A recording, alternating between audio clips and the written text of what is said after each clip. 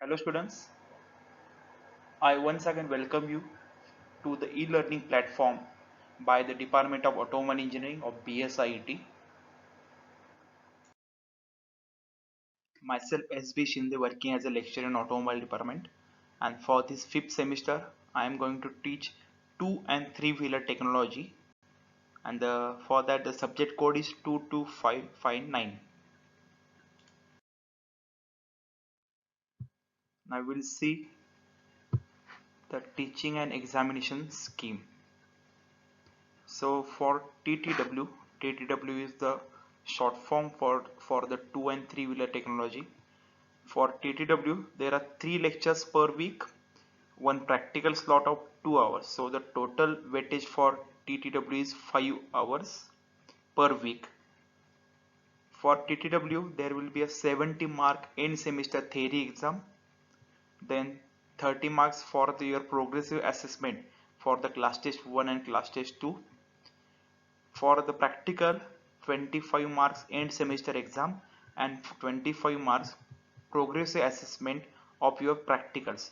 So the total weightage for the 2 and 3 wheeler technology is 150 marks. Now we will see the course outcomes. So the first course outcome for the TTW is select frame and chassis for 2 and 3 wheeler vehicle. म्हणजे काय तर पहिला outcome काय आहे की at the end of this course म्हणजे तुम्ही 2 and 3 wheeler हा सब्जेक्ट शिकल्यानंतर तुम्हाला काय काय आलं पाहिजे या कोर्सचा आउटकम आहे. तर पहिला आउटकम काय तर तुम्हाला फ्रेम आणि चॅसिस 2 व्हीलर आणि 3 व्हीलरच्या आयडेंटिफाय करता आल्या पाहिजेत, सिलेक्ट करता आल्या पाहिजेत. The second outcome is repair engine fuel lubrication emission control system of vehicle. म्हणजे आपल्या ऑटोमोबाईल मधल्या ज्या सिस्टीम्स आहेत, इंजिन सिस्टीम आहे, फ्युएल सप्लाय सिस्टीम आहे, लुब्रिकेशन आहे, इमिशन कंट्रोल सिस्टीम आहे, ह्या सिस्टीमचं रिपेअर तुम्हाला करता आलं पाहिजे किंवा रिपेअरची मेथड तुम्हाला कळाली पाहिजे. थर्ड सीओ आहे repair transmission steering suspension and braking system. काय आहे तर ट्रान्समिशन सिस्टीम असेल जे आपल्या गिअर बॉक्स वगैरे आले, overall transmission system, steering system आली, सस्पेन्शन सिस्टीम आली, ब्रेकिंग सिस्टीम आहे, ह्या जेवढ्या सिस्टीम्स आहेत त्याचं तुम्हाला रिपेअर जमलं पाहिजे. फोर्थ सीओ आहे maintain the electrical system of vehicle. आता आपण बघतोय की ऑटोमोबाईल मध्ये मॅक्सिमम इलेक्ट्रिकल पार्ट्स आहेत, इलेक्ट्रिकल सिस्टीम आहे, तर ती इलेक्ट्रिकल सिस्टीमचे रिपेअर, इलेक्ट्रिकल सिस्टीमचं मेंटेनन्स तुम्हाला जमलं पाहिजे. अँड लास्ट सीओ आहे rate the aerodynamic aesthetic ergonomics and safety aspects of the vehicle.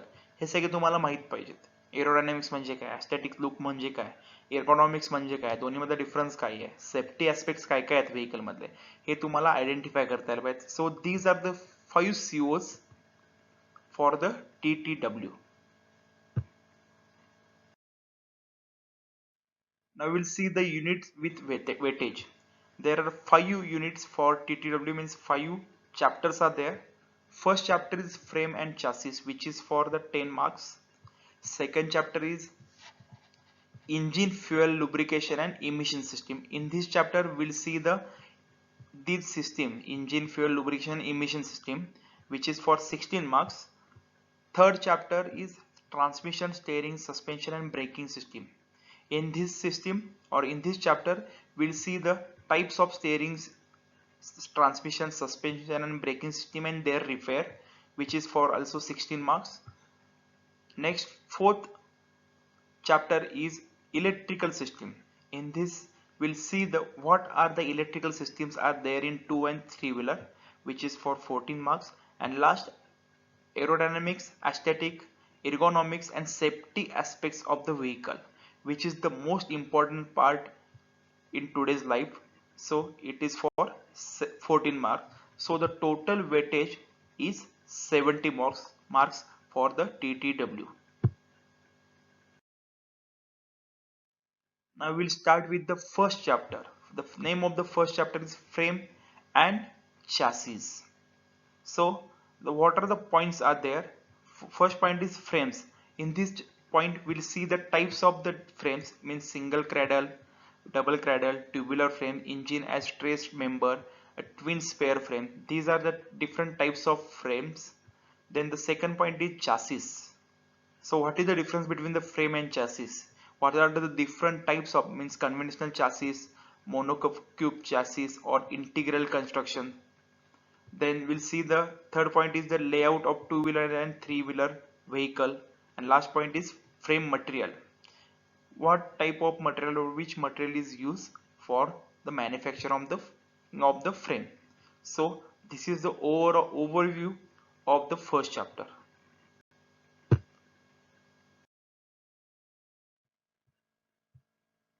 So now we'll see the frame. What is the frame? So it is the supporting component of automobile vehicle. म्हणजे काय, जी frame आहे ते automobile component जेवढे असतील, engine पासून बाकीचे transmission, suspension, जे एवढे कंपोनंट्स आहेत त्या सगळ्या कंपोनंटचा सपोर्टिंग मेंबर आहे. तर फ्रेमवर हे सगळे कंपोनंट्स माउंट होतात. So it is the supporting component of automobile vehicle. Frame is undercarriage or structure that supports the engine and cabलाच बॉडी म्हणतोय आपण, of automobile. म्हणजे काय, तर frame is the undercarriage or structure, ज्यावर काय बसवलेलं असणार आहे, इंजिन असणार आहे. जर टू व्हीलरची जर फ्रेम घेतली तर जो खालचा ट्रायंग्युलर शेप असेल, गॅप असेल, त्या गॅप मध्ये काय होतं, इंजिन बसतंय. जर फोर व्हीलर कन्सिडर केलं तर जे फ्रेमचे क्रॉस मेंबर्स असतात त्यावर इंजिन बसतंय, जे साइड मेंबर्स असतात त्यावर बॉडी बसते. So the frame is a carriage which supports the engine और body of the vehicle. Next point आहे, it is foundation for carrying the engine, transmission system and steering system by means of spring, axle, rubber pads. हे rubber pads वगैरे जे असतात ते कुशनिंगसाठी किंवा weight absorb करण्यासाठी दिलेले असतात. तर जे फाउंडेशन आहे, इट इज द फाउंडेशन. कशासाठी फाउंडेशन आहे, to carry the weight of the transmission, to carry the weight of the engine, to carry the steering system. ह्या सगळ्यांना सपोर्ट पण देते आणि ह्या सगळ्यांचं वेट सुद्धा सहन करते, ती म्हणजे frame. The frame are made of box. याचे जे चॅनल जे आहेत, जे मेटल आहे, ते एकतर बॉक्स शेप मध्ये असणार आहे, एकतर ट्युब्युलर चॅनल्स असतील, राऊंड शेप मध्ये चॅनल्स असतील, किंवा U shaped, even C shape मध्ये सुद्धा येतात, आणि which are welded or riveted together. एकमेकांना वेल्ड केलेले असतात किंवा ते रिवेट केलेले असतात. आता in case of motorcycle, a motorcycle frame is motorcycle core structure. आता फोर व्हीलरची जी चासी असेल किंवा फ्रेम असेल ती एकदम मोठी येते, पण जी टू व्हीलर जर कन्सिडर केली तर मेन स्ट्रक्चर तेवढंच आहे. त्या स्ट्रक्चरवर सगळे इच अँड एव्हरी पार्ट जे आहेत टू व्हीलरचे, तर त्या फ्रेमवर अटॅच होतात. So it is a core structure. It supports the engine, provides a location for steering and rear suspension. म्हणजे काय, मगाशी जसं वर बघितलं आपण, तर जी फ्रेम आहे ते इंजिनला सपोर्ट करत आहे, plus it provides a location for steering. म्हणजे जे समोरचा जो चॅनल येतोय त्यावर तुमचं स्टेअरिंग किंवा जे हँडल बसणार आहे.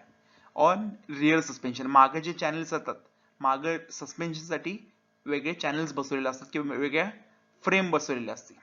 And supports the rider and any passenger or a luggage. त्याचबरोबर म्हणजे कंपोनंट सोडून प्लस आपण जे सीट आहे, सीटवर आपण बसू शकतोय, रायडर बसणार आहे, पॅसेंजर असणार आहे, त्याचं वेट सस्टेन करणार आहे, प्लस लगेजचं वेट सुद्धा ते सस्टेन करणार आहे. So it is the, in two wheeler frame plays important role in measurement of motorcycle like wheel base, rake and trail. आता जर मेजरमेंट कन्सिडर केलं तर ही फ्रेम इम्पॉर्टंट पार्ट आहे. का सांगा, तर व्हील बेस, तुम्ही विचार करता की गाडी घेताना की या गाडीचा व्हील बेस किती आहे. व्हील बेस म्हणजे काय, तर फ्रंट व्हील आणि रिअर व्हील ह्या दोन्ही मधला गॅप. जेवढं व्हील बेस जास्त तेवढं तुम्ही चांगला म्हणताय, म्हणजे तेवढंच कम्फर्टेबल सिटिंग असेल, तेवढंच कम्फर्टेबल गाडी असणार आहे. त्याचबरोबर रॅक अँगल आला किंवा ट्रेल आला. रॅक अँगल म्हणजे काय, इथे दिसतंय डायग्राम मध्ये, जे स्टेअरिंगचं ऍक्सिस आहे प्लस व्हर्टिकल ऍक्सिस यामधला डिस्टन्स. तर रॅक अँगल का महत्वाचा आहे, हा जेवढा रॅक अँगल जास्त असेल, जेवढा रॅक अँगल जास्त असेल तेवढं स्टेअरिंग असणार आहे तुमचं, हे व्हील पुढे येणार आहे. व्हील पुढे आलं तर काय झालं, व्हील बेस वाढला, आणि तेवढंच काय होतंय, रॅक अँगल जास्त झाल्यामुळं तुम्हाला टर्निंगला प्रॉब्लेम येतोय. फॉर एक्झाम्पल तुम्ही मॉडीफाय केलेल्या गाड्या, ग्लॅडिएटर मूवी जी त्यामध्ये होती गाडी एकदम रॅक अँगल जास्त असतो, म्हणजे त्याचं स्टेअरिंग जे आहे किंवा स्टेअरिंगचा जो कॉलम आहे हा तो एकदम पुढं असतो. तर ह्या गाड्यांचं काय होतं, हे टर्निंगला प्रॉब्लेम देतात. जेवढा रॅक अँगल कमी तेवढं तुम्हाला टर्निंग इझी होतं. आणि दुसरा आहे ट्रेल. ट्रेल म्हणजे काय, हे व्हर्टिकल ऍक्सेसचा जो हा पॉईंट आहे आणि ह्या स्टेअरिंग ऍक्सेसचा हा पॉईंट आहे, ह्यामधलं डिस्टन्स, हे डिस्टन्स सुद्धा महत्वाचं आहे. हा जेवढं वाढत जाईल तेवढं तुमचं काय होणार, टर्निंगला प्रॉब्लेम येणार. So this is nothing but the frame.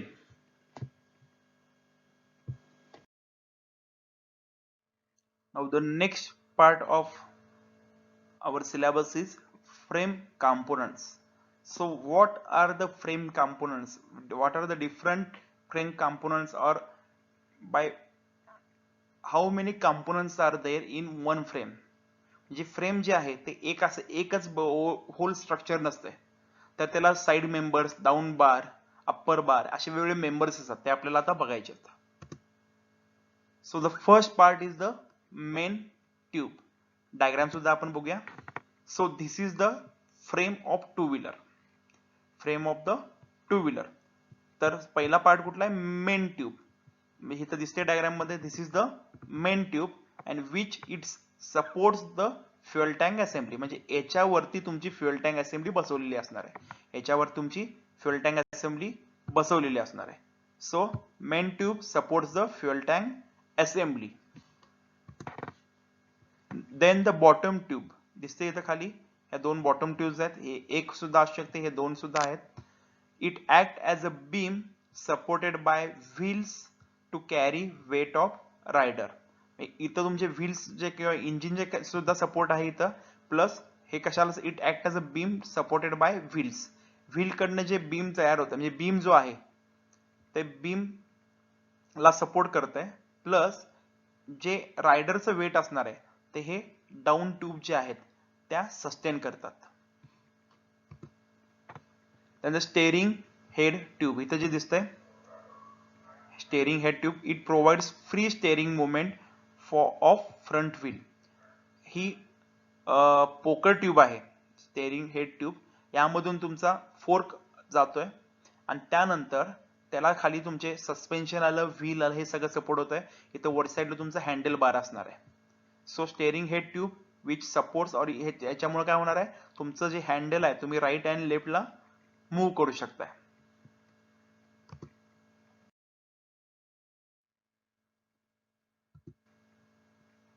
Next down tubes, ज्या उभ्या ट्यूब दिसतात त्या म्हणजे डाऊन ट्यूब्स.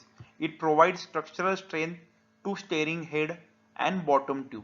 म्हणजे ते स्टेअरिंग हेड ट्यूब दिसते प्लस बॉटम ट्यूब ह्याला सपोर्टचं काम करते. जर हे नसेल तर हा अंतराळीच राहिला असता, हे ट्यूब अंतराळीच राहिला असता, किंवा ह्या बॉटम ट्यूबला सुद्धा सपोर्ट राहिला नसता. तर ह्या दोन्हीला सपोर्ट द्यायचं काम कोण करतं, ही डाऊन ट्यूब. हे जे उभ्या दिसतात हे म्हणजे down tube. Seat pillar tube जे दिसते इथं, it provide structural strength to seat rail and main tube.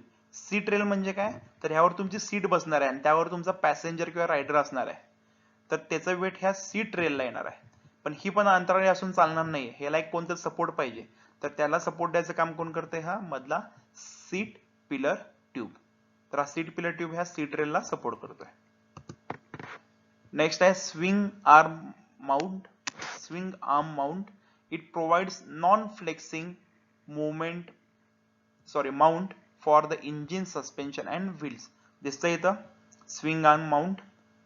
ह्याला हे काय करतोय, तर इंजिनची मुवमेंट किंवा जसं चाकाची मुवमेंट वर खाली होईल, सस्पेन्शनची मुवमेंट जशी होईल, तर ह्या सगळ्यांना हा सपोर्ट करतोय स्विंग आर्म माउंट.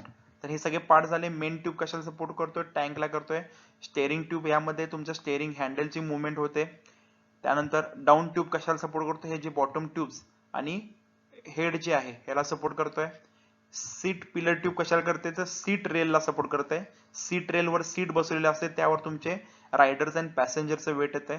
इथं सुद्धा डाऊन ट्यूब आहेत जसे याच्यानुसार की ह्याला सपोर्ट देण्यासाठी सीट रेलला. आणि स्विंग आर्म माउंट कशासाठी, तर जी मुवमेंट होती चाकाची वरची वर खाली कशामुळे, सस्पेन्शनमुळे, तेव्हा इंजिनला वगैरे ह्याचा सपोर्ट असतोय. Now we will see the types of frame. There are 6 types of frame. single cradle frame, double cradle frame, backbone frame, stamped frame, diamond frame and tubular frame. Cradle म्हणजे काय? पाळणा. म्हणजे किती सपोर्ट असणार आहेत त्याला? एक सपोर्ट असणार आहे त्या पाळण्याला किंवा दोन सपोर्ट असणार आहेत. So we'll see one by one. This is the diagram for the single cradle frame.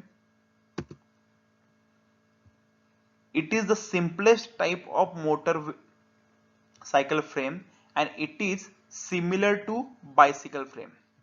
आता इथं जे दिसतंय इथं सिंगल क्रॅडल आहे म्हणजे सिंगल सपोर्ट आहे. डबल क्रॅडलला इथं दोन सपोर्ट असणार आहेत आणि ह्यामध्ये तुमचं इंजिन बसणार आहे इथं. सो इथं सिंगल क्रॅडल किंवा सिंगल पाईप असल्यामुळे याला म्हणलेलं आहे सिंगल क्रॅडल फ्रेम. तर हीच फ्रेम आहे, ही सगळ्यात सिम्पलेस्ट फ्रेम आहे ऑटोमोबाईल मधली आणि हे it is similar to the bicycle frame. बायसिकलला जसं तुमची सिंगल फ्रेम येते तशा टाईप मध्ये सुद्धा ही जी फ्रेम आहे सिंगल क्रॅडल फ्रेम ती येते. It is made of single large tube for spline and other. ही सिंगल लार्ज मेन जी ट्यूब आहे ही सिंगल लार्ज ट्यूब आहे. Smaller tubes that cradle the engine supporting it. दिसते इथं. This kind of motorcycle frame is usually used for off-road bikes.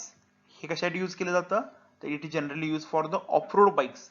आणि example जर घ्यायचं झालं तर होंडा CG125 ही जी गाडी होती होंडा कंपनीची होंडा CG125 ह्या गाडीला सुरुवातीला ही सिंगल क्रॅडल फ्रेम आली. So there are 6 types of frame. Single cradle जे आपण पहिल्यांदा बघितली single cradle it is the simplest type of frame and it is similar to the bicycle frame. हे लक्षात ठेवायचं आहे. बायसिकलच्या फ्रेम नुसारच आहे आणि ह्याला सिंगल क्रॅडल आहे. एकच सिंगल ट्युब्युलर चॅनल येतो ट्युब्युलर बार येतो आणि तो सगळं इंजिनचा वगैरे वेट सपोर्ट करतो म्हणून याला म्हणलेलं सिंगल क्रॅडल फ्रेम. आणि ह्या कुठे वापरलं जातं तर ऑफ रोड व्हेकल जे असतात त्यासाठी वापरलं जातं. आणि एक एक्झाम्पल म्हणलं तर Honda CG125. So for this today session will stop here. Next types means double cradle, backbone, stamp, diamond, tubular. We'll see in the next session of TTW. Thank you. So these are the 3 questions as you have to complete as a first assignment of TTW. State the function of the frame, what are the different types of the frame and what are the different components of the frame as we seen these 3 part in this session. So you have to complete this. Thank you.